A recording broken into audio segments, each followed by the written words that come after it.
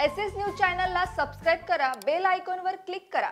SS न्यूजच्या बातम्या पहा आपल्या मोबाईलवर।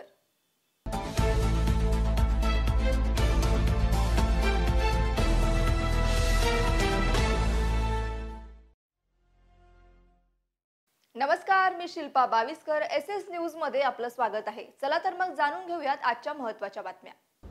उल्हासनगरमध्ये एका व्यक्तीची 1 लाखाची फसवणूक करणाऱ्या 5 आरोपीला उल्हासनगर क्राईम ब्रँचने अटक केली।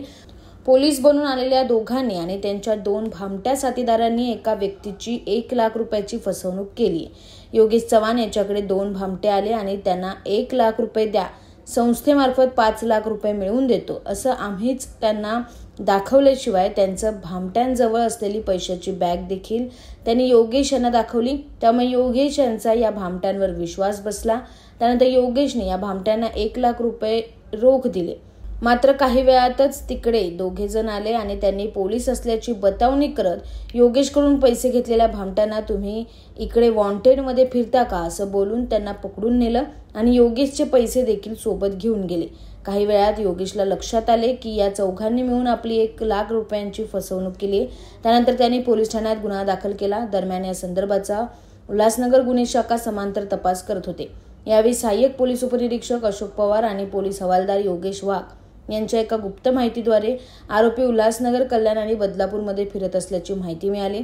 त्यानुसार वरिष्ठ पोलीस निरीक्षक अशोक कोळी यांच्या मार्गदर्शनानुसार सहाय्यक पोलीस निरीक्षक श्रीरंग गोसावी यांच्या नेतृत्वाखाली सहाय्यक पोलीस उपनिरीक्षक बबन बांडे, पोलीस हवालदार राजेंद्र थोरवे, मंगेश जाधव, अमर कदम, पोलीस कॉन्स्टेबल अशोक थोरवे, संजय शेरमाळे, अविनाश पवार या पथकांनी आरोपीला अटक केले। प्रशांत शेट्टी, गणेश दुर्गे, वीरेंद्र वाल्मिकी, नरेश गायकवाड, गौतम सोनी असे आरोपींचे नाव असून त्यांच्याकडची 1 लाख रुपये रक्कम देखील हस्तगत केली आहे।